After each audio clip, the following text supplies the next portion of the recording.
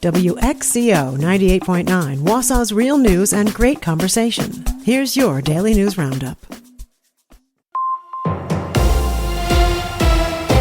WXCO News, I'm Isabella Nieto. Wausau Snow Recreation saw a busy holiday season. The end of 2025 saw crowds at Sylvan Hill and other recreation parks, according to county officials.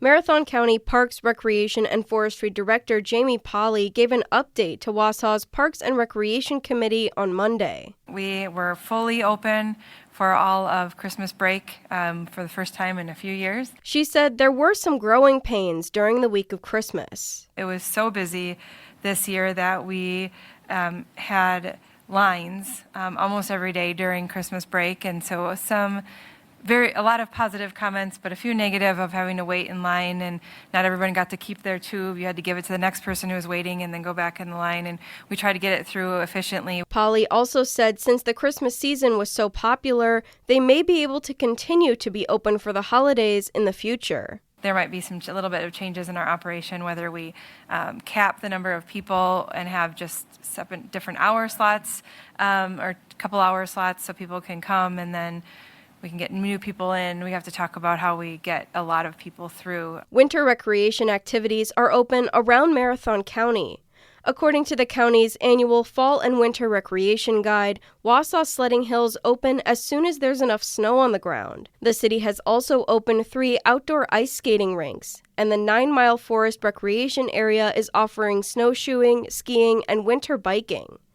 With ice making its way into the area, be sure to check out weather and trail conditions and watch for closures before heading out. For information on hours, permits, and admission, visit the Marathon County 2025-26 Fall and Winter Recreation Guide on the county's recreation webpage.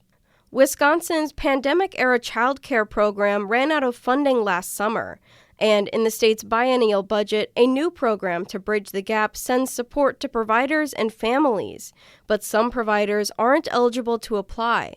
Melissa Kay reports. State Senator Patrick Teston says he was surprised to learn that only child care providers regulated by the state are eligible.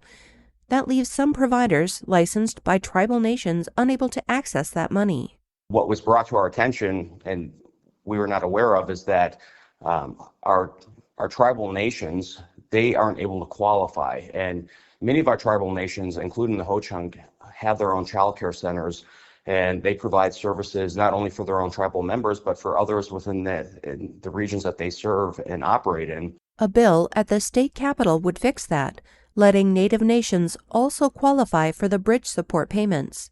By opening the door and making a small minor tweak to current state statute on how this program is operated to open it up for tribal nations. We have 13 federally recognized tribal nations here in the state of Wisconsin. It's going to further open the door to allow and increase access to child care and hopefully help with the affordability of it. 9 Democrats and 6 Republicans, including Teston, have signed on in both chambers of the legislature. If other child care providers are able to access these programs, our tribal nations should be as well. And so this should be a layup and a slam dunk, in my opinion. I'm Melissa Kay. The Assembly version of the bill got a public hearing in December. The Senate version is still waiting in committee. The Marathon County Infrastructure Committee will hear a presentation and discuss the county's 2026 Comprehensive Plan draft. The plan includes guidance for the county in the coming year on topics like demographics, health and human services, natural resources, public safety, infrastructure and land use, education, economic development, recreation, and more. According to the county's website, the plan aims to establish a framework to influence future policy decisions with the goal of making Marathon County, quote, the healthiest, safest, and most prosperous county in the state. The Infrastructure Committee will hear the plan tomorrow at 9 a.m. A group of Republican state lawmakers have been circulating a proposed bill that would open the roads to driverless vehicles. The legislation would establish an autonomous driving safety board and permitting process for driverless cars, as well as regulations covering accidents and alcohol thresholds for human operators. The lawmakers say their goal is to establish Wisconsin as a competitive state in the autonomous vehicle industry, attracting new investments, creating manufacturing jobs, and improving supply chains. Alice in Dairyland applications are open now for the position of the 79th Alice in Dairyland.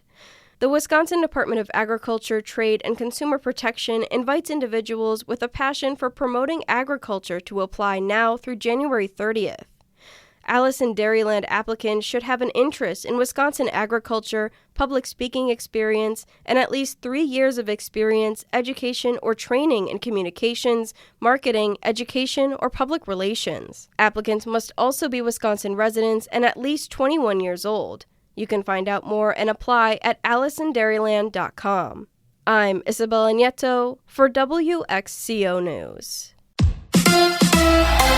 The Bucks in San Fran tonight. Hi, I'm Mike Clemens with Sports NBA. It's the Bucks and the Golden State Warriors. At the Chase Center in San Francisco, the Bucks coming off a win over the Kings, the Warriors in a 1-point loss to the Clippers after head coach Steve Kerr was ejected from the game. Men's college hoops, Wisconsin with a win at home over UCLA, 80-72. Nick Boyd with 20 points, 8 rebounds, says lately the Badgers get no respect. I feel like, over these last couple weeks, man, we just been getting pushed around too much. And that's the mentality we carrying with us for the rest of the year. You know what I mean? We get pushed, we stepping right back up. So when we get knocked down, we getting right back up. NFL, the Packers and the Bears, Saturday night, 7 o'clock at Soldier Field in the wild card playoffs. Quarterback Jordan Love against Caleb Williams. Meeting for the 3rd time this season. The winner advances. The loser goes home. It's a big game, but it is just another game to get to where we want to go. That's Packers linebacker Isaiah McDuffie with Sports. I'm Mike Clemens. A little foggy and frosty this morning, then it'll be partly to mostly cloudy through the rest of the day with a high right around 37 this afternoon. Tonight, mostly cloudy. We'll drop to 28 for a low. Tomorrow, cloudy with some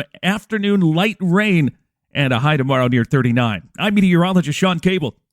That's your Wausau News Roundup from WXCO. Find more news anytime at WXCO.FM.